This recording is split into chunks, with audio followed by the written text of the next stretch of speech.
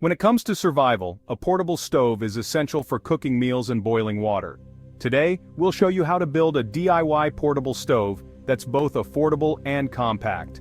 First, gather your materials: an empty tin can, a pair of scissors, and rubbing alcohol or small solid fuel tablets for heat.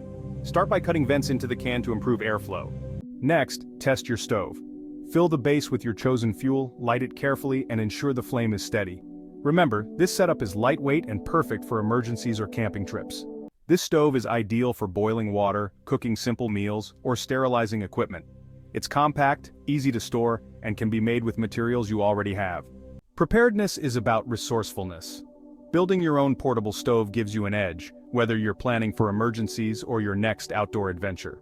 Hey, if you like this video and want more info on this topic, click on this video here.